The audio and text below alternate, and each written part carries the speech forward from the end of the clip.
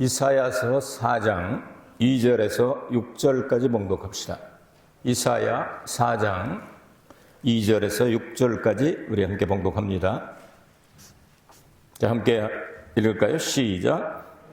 그날에 여호와의 싹이 아름답고 영화로울 것이요 그 땅에 소사는 이스라엘의 피난한 자를 위하여 영화롭고 아름다울 것이며 시온에 남아있는 자, 예루살렘에 머물러 있는 자, 곧 예루살렘에서 생존한 자 중 농명된 모든 사람은 거룩하다 칭함을 얻으리니 이는 주께서 그 심판하는 영과 소멸하는 영으로 시온의 딸들의 더러움을 씻으시며 예루살렘의 피를 그 중에서 정결케 하실 때가 됨이라. 여호와께서 그 거하시는 온 시온산과 모든 지폐 위에 낮이면 구름과 연기, 밤이면 화염의 빛을 만드시고 그 모든 영광 위에 천막을 덮으실 것이며 또 천막이 있어서 낮에는 더위를 피하는 그늘을 지으며 또 풍우를 피하여 숨는 곳이 되리라. 아멘. 이사야 4장이 됐습니다. 오늘 말씀의 주제는 피난처 혹은 도피성 이런 주제가 되겠습니다. 전무후무한 지혜의 은사를 받았던 솔로몬이 조그만 동물들 4가지를 이렇게 이야기하면서 그것들을 참 지혜로워서 이렇게 견디고 산다. 그 중에 하나가 사반이라고 하는 일본 말로 하면 이와 타누키, 이 타누키과의 토끼처럼 생긴 되새김질하는 것처럼 이렇게 산토끼 비슷하게 생긴 거 조그만 거 있습니다. 이미 자기는 약하지만 사자나 곰이나 호랑이나 이런 것 앞에서는 꼼짝을 못하죠. 그런데 바위 속에다가 집을 짓는 재주가 있다. 구멍이 뚫린 곳에 쏙 들어가서 아무리 무서운 놈이 와도 싹 들어가서 못 먹지 이러면 끝나버리는 겁니다. 이런 지혜를 얻었으면 좋겠다 하면서 우리에게 지혜를 가르치고 있는데 여기 나오는 반석은 예수님을 상징할 수가 있고 연약한 그 사반 혹은 이 다누키 같이 우리 참 아주 그 사람 다누키 같다, 후루 다누키다 뭐 이렇게 말하잖아요. 일본 사람들. 우리 그런 성격들을 다 가지고 있잖아요. 죄짓기 쉽고 노하기 쉽고 자랑하기 쉽고 쓰러지기 쉽고 이런 다누키 같은 우리들이 만세 반석 되시는 예수 그리스도 안에다가 집을 지키만 하면 안전하다 하는 그런 교훈을 주고 있습니다. 자, 오늘 말씀은 3가지로 똑같은 내용을 표현하고 있는데 2절에 나오는 내용은 여호와의 싹이라고 하는 단어입니다. 그리고 3절과 4절에는 가장 중요한 것이 피하는 자가 있는데 이 도피성에 들어간 사람들 가운데 생명책의 이름이 기록된 자라고 말씀이 나옵니다. 그리고 5절과 6절에서는 이스라엘 역사 가운데 40년 동안만 딱 그것은 신앙의 여정과 똑같죠. 신앙의 순례의 여정과 똑같은 40년 동안 보였다가 사라진 구름 기둥과 불 기둥의 예를 들어서 알기 쉽게 설명을 하고 있습니다. 이것도 역시 그것을 피하는 사람들이 있는 곳이 하나님의 장막이 되고 그리고 도피성이 되고 피난처가 된다 하는 얘기입니다. 이 내용을 좀 더 구체적으로 함께 설명을 할 텐데 이 3가지를 오늘 얘기할 거거든요. 이 3가지를 여러분이 이거 끝나면 그 다음에 뭐 나오겠다 이제 짐작을 하시면서 먼저 여호와의 싹이라고 하는 내용을 생각을 해보도록 하겠습니다. 그 싹이 아름답고 영화로운 여호와의 싹이다 이렇게 표현을 하고 있습니다. 이 여호와의 싹에 대해서는 다시 이사야 11장과 그리고 이사야 53장에서도 나올 겁니다. 그래서 이새의 뿌리, 그 줄기에서 싹이 나오고 그 다음에 이사야 53장에 보면 예수 그리스도께서 탄생하실 때가 되면 다윗의 자손으로 오시게 되는데 아무도 눈여겨보지 않는다. 왜냐하면 다윗의 왕통이 끊어진 지가 수백 년 지난 다음에 그 집에서 왕이 나온다고는 생각지 않을 그때에 연한 순처럼 이렇게 나올 때 아무도 그것을 바라보고 흠모할 만한 것도 없고 야 멋지다 할 것도 없었다. 그러나 그분이 우리의 죄를 위하여 뭐래 또 금년 성경 구절과 같이 그가 찔림은 우리의 허물을 인하며 그가 상함은 우리의 죄악을 인하미라. 그가 징계를 받음으로 우리가 평화를 누리고 그가 채찍에 맞음으로 우리가 나음을 입었도다. 이렇게 연결하고 있습니다. 자, 그럼 이 싹이 가장 영화롭고 아름답게 된다. 근데 오늘 성경에 우리는 그 소산이라고 했습니다. 그 소산이라는 말은 일본 성경에는 열매라고 번역을 했습니다. 이 소산, 토지의 소산, 그러니까 곡식이든지 아니면 과일이든지 열매가 된다. 그 열매가 영광스럽고 아름답다. 먹기 좋다, 보기 좋다가 아닙니다. 영광스럽고 아름답고 더 이상 다른 말로 표현할 수 없는 그런 열매가 된다. 이게 무슨 열매가 될까요? 주 여호와의 싹이 자라고 여러 가지 어려운 일을 당하지만 마지막에 십자가 달려 죽으시고 부활하신 부활의 첫 열매가 되신다는 예언이 아니겠습니까? 그보다 더 영광스러운 열매가 있겠습니까? 여러분 무엇을 원하십니까? 부활은 몸의 부활입니다. 그러나 그 몸이 다시 죽지 않는 영적인 하나님의 옷을 갈아입는 것을 부활이라고 말합니다. 요 몸이 그대로 깬다면 깰 필요 없죠. 너무 더럽잖아요. 병도 많고 너무 깨진 데가 너무 많잖아요. 이걸 완전히 예수님의 부활의 몸으로 바꿔서 옷을 입혀서 영원히 변치 않는 그러한 몸을 주신다는 그 부활의 열매를 그 토지의 소산이라고 번역을 했는데요. 그 얼마나 좋습니까? 그런데 이런 열매를 우리가 맺게 될 터인데 그 과정이 있는데 그 과정이 어떤 것이냐 하면은 도피성으로 들어오는 사람들에게 그 해당이 된다. 그럼 도피성이라고도 말하고 피난처라고도 말하는데 이 도피성에 대한 이야기는 여러분이 들으셨을 겁니다. 이 성경을 읽으시면서 여호수아 20장에 가면 6군데에다가 그러니까 12지파의 가운데 그것도 가장 높은 곳에서 어디서든지 사방에서 참 안 보려고 해도 보는 거예요. 일본어로 하면 야데모미에르 그냥 보이는 그런 곳에 놨습니다. 그래서 거기에 넣고 죄 짓고 그다음에 재판을 하지가 않았는데 율법에 보면은 눈 뺀 사람은 가서 눈 빼고 이빨 부러뜨린 사람은 이빨 부러뜨리고 하니까 이게 주먹이 법으로 되고 이렇게 율법에 해당하면 살아남을 사람 별로 없잖아요. 그래서 이 재판을 받는 제도를 만들어 놓았는데 굉장히 높은 데 있으니 잘 보이고 그 다음에 각 지파의 상속지에서 가운데에다 갖다 놨으니까 제일 가까운 데로 때려. 일본에 보면 이렇게 지방에도 보면 성들이 많이 남아 있지 않습니까? 그 성들은 이 땅 이렇게 깊은 데다가 한 성은 하나도 못 봤어요. 되게 잘 보이는 데다 다 켜놨습니다. 잘 보이는 그걸 뛰어 들어갑니다. 자, 그러면 쫓기는 자가 있고 쫓는 자가 있고. 그래서 여러분 거기에 이제 막 쫓아오는 자가 있죠. 여러분 누가 쫓아옵니까? 여러분을 누가 쫓아옵니까? 꿈에도 막 쫓아오는 사람이 있고 그러잖아요. 뭐 법적으로 말하면 율법이 우리를 정죄하러 쫓아오죠. 또 다른 표현을 하면 사탄이 우리를 죄를 근거로 해서 죄를 짓고 있는 사람들을 사탄은 그냥 놔두지 않죠.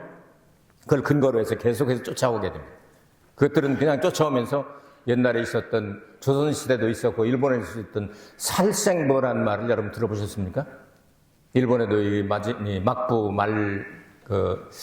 어딥니까? 그 유신 시작하기 전에, 그래서 마지막 유신 때 그 신생금이 생기기 전에는 야규라고 하는 장군 집안을 위해서 막 살생부가 쫓아다니는 사람들이잖아요. 일본 시대가 그걸 많이 보진 않았지만 몇 개 보면 꼭 이 사람들, 이 살생부가 이놈은 죽여도 되고 이놈은 살려야 된다. 이 살생부가 있잖아요. 이걸 가지고서 이제 막 댕기면서 죽이려고 할 때 여기로 들어가게 되면 조건적인 보호를 받습니다. 일단 나 살려! 하고 소리쳐야 됩니다. 그러면 장로님들이 탁 나옵니다. 이 성에서 나와서 뭔 일이야! 저 사람이 쫓아와요. 나 죽이려고 해서 왜? 들어가서 얘기할까요? 얼른 문 열어요. 성문을 열어주면 들어갑니다. 성문을 그러면 뒤에 쫓아오는 사람은 못 들어오도록 딱 막아버립니다. 그리고 재판이 끝날 때까지 그 사람들은 보호를 받습니다. 도피성, 피난처, 예수님 안에 들어가면 재판이 끝날 때까지 우리는 일단 안전합니다. 죄가 있든 없든. 그 원리를 여러분이 깨달으셔야 됩니다. 그리고 재판하는 중에 그 당시에 대제사장이 죽으면 어쨌든 재판은 그냥 수답이 되고 무조건 해방이 됩니다. 사면령이 내려지게 됩니다. 그것이 성경이 말하는 도피성 혹은 피난처의 얘기입니다. 어떻게 우리하고 연결이 없을까요? 대제사장 중에 대제사장이 누구죠? 영원한 대제사장이 누구죠? 예수님이에요. 그럼 예수님이 죽으실 때 우리는 그 보혈의 능력을 믿는 자, 그 조건적으로 모두가 그런 게 아닙니다. 거기로 피난처로 들어가서 도피성으로 들어가서 믿을 때 예수의 피가 우리 가슴에 발라지게 될 때 우리가 가지고 있던 모든 죄로부터 발생한 모든 문제로부터 우리는 해방을 받는다. 믿어집니까?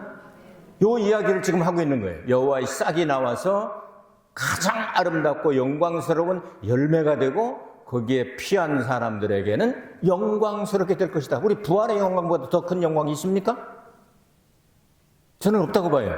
부활의 영광까지 우리가 가야 우리의 구원이 완성되는 거 아니겠어요? 아닙니까? 여러분 부활의 영광까지 얻으시기를 바랍니다. 나중에 부끄러운 영광 받지 말고 좀 예수님처럼 그냥 부활로 그냥 삐까번쩍하는 그 영광스러운 거기까지 우리가 가야 될 거 아니에요. 그 이야기를 지금 2절에서 하였습니다. 이제 3절과 4절에서는 이제 생명책에 이름이 기록된 자 거기에 대한 이야기를 하고 있습니다. 거기에 담은 사람들을 하나님은 남은 자다 이런 표현을 하고 있어요. 남은 자. 성경은 남은 자 사상이 계속해서 나옵니다. 창세기서부터 요한계시록까지 계속 나옵니다. 자, 노아의 방주에 몇 명이 남았습니까? 8명. 자, 소돔과 고모라에 몇 명이 남았습니까? 3명. 롯하고 딸 둘. 그 다음에 여리고성이 무너질 때 누가 남았습니까? 라합과 그 집안 사람들. 그 다음에 광야 40년 동안 갈 때 누구를 남겨서 가나안 땅에 들어가게 하셨습니까? 여호수아와 갈렙. 두 증인처럼 그렇게 했죠? 이렇게 쭉 가고 가다가 요한계시록에 딱 가면 11장에 가면 어떻게 나오죠? 7년 대환난 때 두 증인을 세워서 마지막까지 증거하게 하리라. 그래서 그를 죽이면 3일 후에 그 길바닥에서 전 세계에 다 방영을 하겠죠? 그렇게 됐을 때 3일 후에 그가 벌떡 일어나서 하늘로 올라가더라. 이런 얘기가 나오죠? 그 두 증인, 남은 자. 여러분 남은 자 되시길 주의 이름으로 축복합니다. 여기 처진 자가 되지 말고 남은 자가 되길 바랍니다. 처진 자하고 탈락자하고 남은 자는 달라요. 남은 자, 그 나머지 뱅켜하는 그런 사람 아니에요. 남은 자, 하나님이 남겨두신 자, 그런 사람 되기를 주의 이름으로 축복합니다. 이런 남은 자가 하나님의 생명책에 이름이 기록이 된 자예요. 하나님의 영은 여러 가지 역사를 하셔야 되는데 하나님의 영은 여기 보니까 소멸하고 심판하는 일도 하신다. 그러니까 뭘 소멸하고 뭘 심판하실까? 죄는 있으면 심판을 합니다. 죄는 있으면 소멸합니다. 그러니까 태우기도 하고 심판도 하는 그런 역사를 하시는 분이 성령의 역할 가운데 있습니다. 그러면 우리가 죄를 회개하고 심판에서 벗어나고 그리고 그냥 태워서 없애버리는 그런 하나님의 심판과 그리고 소멸하는 그 성령의 역사를 받지 아니하면 마지막에 어떻게 될까요? 마지막에 어떻게 될까요? 마태복음 3장에서 말씀합니다. 세례 요한이 이야기합니다. 나는 너희를 죄를 회개하기 위하여 물로 세례를 주거니와 내 뒤에 오시는 나보다 능력이 많은 나는 그분의 신들을 매도 감당할 길이 없다. 그분은 성령과 불로 세례를 주실 분이다. 자, 여러분이 성령을 받고 죄를 회개하고 다 변화되어서 여러분이 거룩하게 되어지면 이 사람은 하나님의 나라의 백성입니다. 그런데 아직도 죄가 남아있는 사람들은 마지막에 불세례를 받게 되는데 어디로 갑니까? 영원한 불이 꺼지지 않는 유황불이 펄펄 끓는 호수라고 성경은 기록을 하고 있죠. 이런 일을 하나님의 영께서 하신다고 말이에요. 또 하나님과 헤어져서 영원히 고통과 괴로움을 당하면서 영원토록 이 불호수에서 이 고난을 당하면서 괴로워하며 살게 되는 그것이 바로 성경이 가리키는 내용입니다. 그런데 하나님께서 남겨두신 사람들은 반드시 하나님의 성령의 역사와 예수님의 보혈의 역사와 말씀의 역사를 통해서 이들을 전부 거룩하게 하신다. 거룩하게 하신다. 그래서 성도라고 부르는 거예요. 여러분, 주님이 요구하시는 거룩한 사람들 되기를 바랍니다. 누가 보든지 안 보든지 나는 예수님의 보혈로 죄 씻음 받고 말씀과 성령으로 거듭나서 나는 하나님의 성도가 되었다. 여러분, 이렇게 거울을 바라볼 때마다 한번 여러분 인상을 한번 보시기를 바랍니다. 한국에 유명한 교수님 한 분이 계신데 105살이에요. 그분이 그런 얘기를 하더라고요. 마지막에 나이 들어갈수록 꼭 두 사람이 필요한데 결혼한 사람이면 상대가 필요하고 그리고 반드시 남아야 할 사람은 거울을 바라볼 때 비치는 그 사람이다. 그런 얘기, 재미있는 철학적인 단어를 썼더라고요. 여러분, 거울에 비치는 여러분 바라보실 때, 여러분이 바라보실 때, 성경적으로 바라보실 때, 넌 안 됐어. 그 되겠어? 이렇게 하는 사람보다는 부족하지만 예수님 공로 의지하여 너는 성도다. 이 정도 돼야 되지 않겠습니까? 그렇게 만들어 주시겠다는 겁니다. 다 씻어가지고, 깨끗하게 씻어가지고, 때 벗겨가지고, 그렇게 만들어 의의 세마포 겉옷을 입혀주시겠다는 거예요. 그 이야기를 지금 3절에 4절인데 그게 누구냐면 생명책에 농명된 자, 기록된 자라고 하는 단어가 중요한 겁니다. 같은 얘기죠? 생명책에 기록되었으니까 누가 건드리겠습니까? 영원한 안식처가 되고 영원한 피난처가 되고 영원한 도피성이 될 수 있는 것이죠. 자, 5절, 6절은 더 쉽게 설명합니다. 자, 모형으로 하나님께서 40년 동안 우리의 신앙의 여정이라고 생각을 해봅시다. 40년을 우리의 신앙의 여정을 인도하시고 보호하시고 그리고 동행하시는 두 기둥을 한번 생각을 해보도록 하겠습니다. 자, 이 두 기둥이 나타나기 전에도 하나님께서는 이스라엘 백성들을 요셉이 먼저 애굽에 내려갔죠. 그런 다음에 이제 수십 년 지나고 난 다음에 야곱 식구들이 72명인가요? 이렇게 내려갑니다. 내려가서 이제 나라를 이루게 되는데 요셉이 땅을 다 살펴보고 난 다음에 바로가 물을 건데 이제 물으면 직업을 얘기하십시오. 우리는 양치기들이다, 목자들이다. 이제 그건 바로는 굉장히 그것을 더럽게 취급을 했거든요. 아, 그래? 이런 정도예요. 근데 목자들은 그 풀 뜯어 먹을 때가 참 좋은 데가 필요합니다. 그러니까 고센 땅을 달라고 해라. 그러면 내가 국무총리니까 반드시 줄 것이다.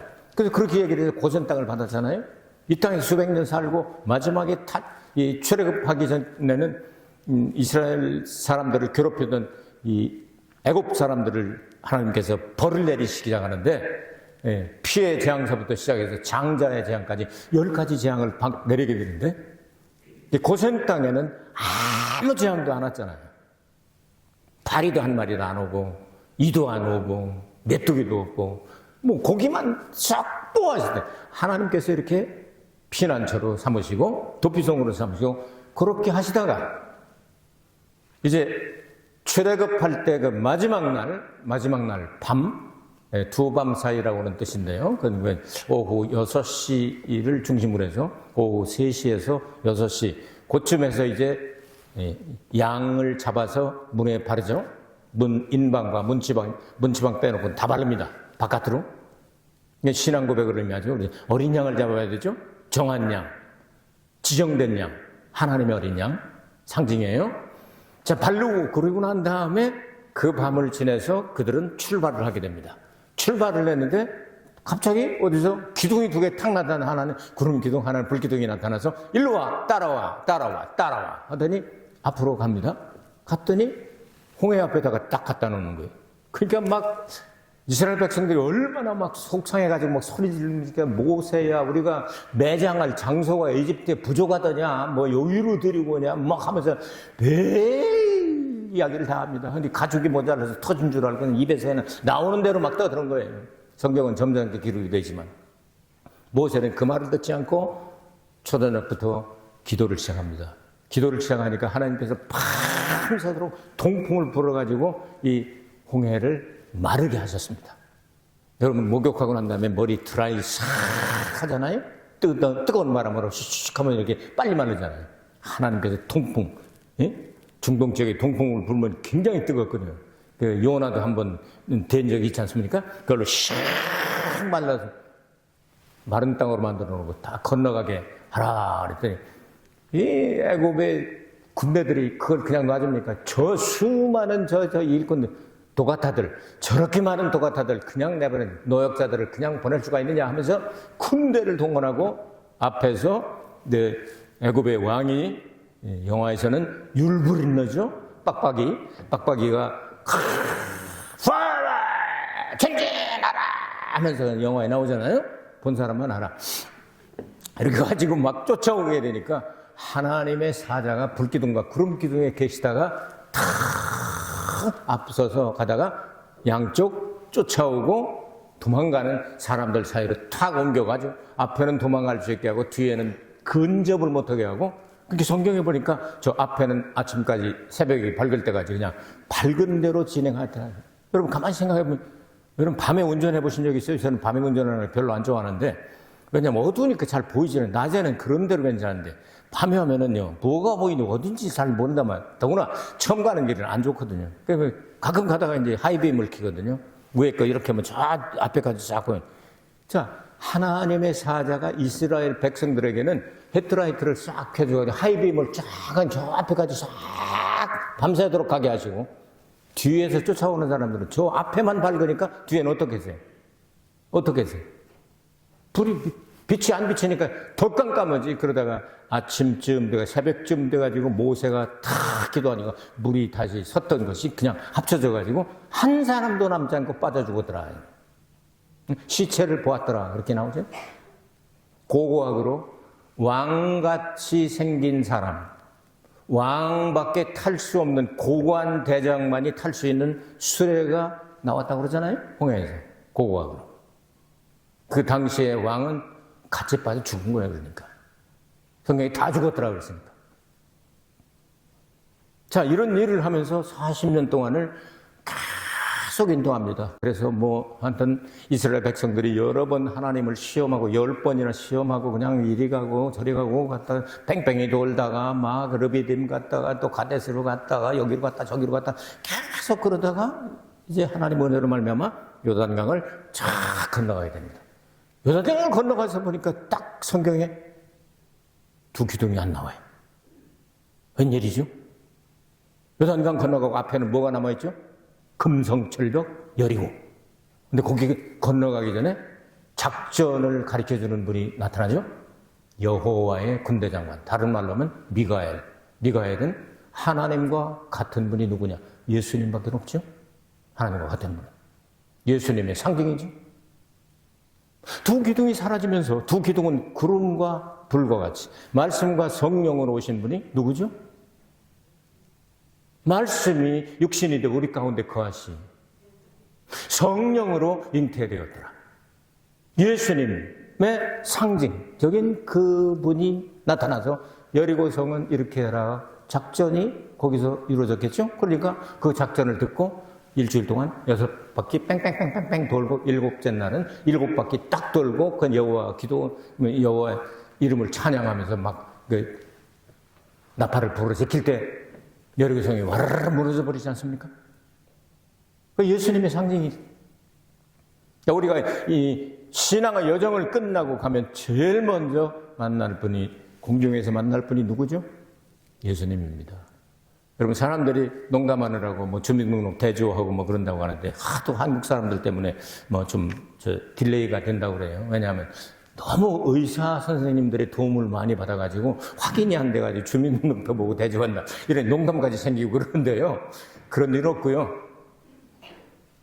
베드로가 그걸 검사한대나 그런 일 없어요. 성경에 나온 얘기가 아니에요. 우리 모든 것 끝나고 공중에서 제일 먼저 상징이 아니라 모형이 아니라 예표가 아니라 실물 되시는 예수님을 만나게 됩니다. 할렐루야. 그 이야기를 지금 하고 있는 거예요. 그래서 우리를 그렇게 인도하시는 예수님, 우리 신앙생활 가운데 오늘 또 말씀과 성령으로 예수님은 우리와 함께 계시지만 우리가 기다리는 것은 예수님의 재림이죠. 그러니까 예수님이 우리와 지금 함께 계신다는 말도 맞고 세 번째 하늘에 계신다는 말은 더 맞고, 그죠? 우리 지금 예수님 만날 수 있어요? 만났으면 예수님 재림할 필요 없잖아요. 예수님 세 번째 하늘에서 공중으로 재림하십니다. 아시겠어요? 이거 혼동 있으면 안 됩니다. 우리 분명히 예수님과 함께 동행합니다. 예수님의 말씀, 예수님의 사상, 예수님 보낸 성령 같은 분이니까 같이 동행하지만 실물 대신 예수님 그 못자국 가지고 창자국 가지고 생선 백반도 잡수시고 뼈도 있고 살도 있고 그런 부활의 몸을 가지신 그 예수님은 공중에서 만난단 말이에요. 공중에서 만나서 어떻게 하죠? 1000년 동안 이보다 더 큰 즐거움은 없다 하는 최고의 기쁨의 상태, 장막절이라고 말합니다. 7대 명절 가운데 장막절, 다른 명절들은 다 번제나 이런 걸 드리면서 죄를 회개하고 막 이런 내용인데 마지막 장막절은 기뻐하는 절기입니다. 그러니까 이 천년왕국은 기쁨의 나라 장막입니다. 그러니까 주님의 장막이 우리와 같이 쳐집니다. 한 번 이 세상에 계실 때 예수님께서 장막을 치신 적이 있다고 성경 기록하죠. 요한복음 1장 14절. 그리고 예수님께서 공중에 보좌를 한번 두신 적이 있다고 히브리서 8장 1절의 기록이 나옵니다. 자, 이런 내용들을 생각하게 될 때 그것이 끝나고 나면 요한계시록 21장 3절에 보면 새하늘과 새 땅을 하나님께서 만드시는데 그때는 이제 지금 보이는 모든 것들을 다 치워버리시고 새하늘과 새 땅 없던 것 창조하십니다. 지금 우리가 사는 이런 세상이 아닙니다. 없던 세상을 창조하시고 하나님의 장막이 세 번째 하늘에서 그 새하늘과 새 땅 공중으로 내려와서 그 후로부터 영원토록 우리와 함께 하신다. 이 내용이 오늘 성경 그러니까 이 땅에 사는 동안 알기 쉽게 폭풍과 비와 비바람, 풍우를 피한다 그랬죠? 네, 여기 성경 보면 storm하고 그리고 rain이라고 돼 있어요. 이런 것들이 막 우리를 막 엄습하고 때로는 쓰나미, 지진, 전쟁, 난리, 환난, 공고, 핍박, 기근, 적신, 위험, 칼 이런 것들이 다가올 때도 예수님 안에만 안전한 것이지 다른 그 어느 것도 여러분을 영원토록 보호할 사람이 없습니다.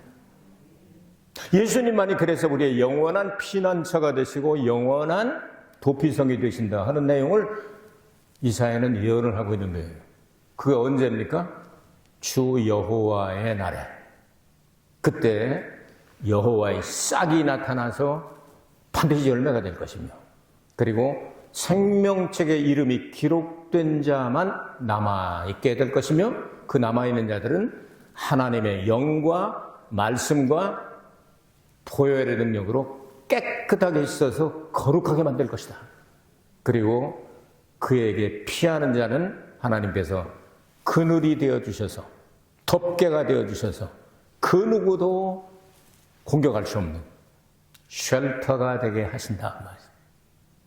핵폭탄이 터져도 살아남는 곳이 한 곳이 있습니다. 쉘터입니다.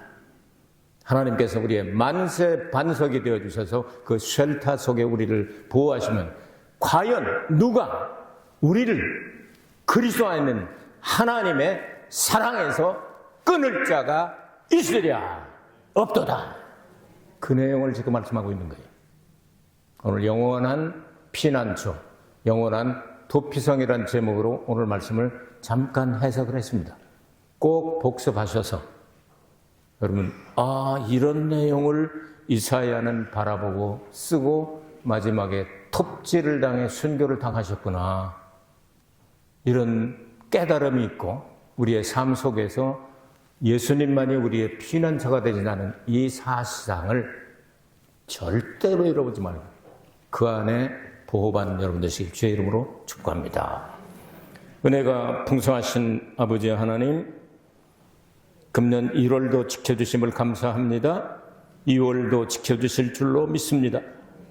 이 세상에서 우리가 해야 할 일을 감당할 만한 영육 간의 능력을 허락하시고 은사를 허락하여 주셔서 주님을 믿는 표시를 내며 전도하며 열매 맺는 신앙생활을 할 수 있도록 축복을 내려 주시옵소서.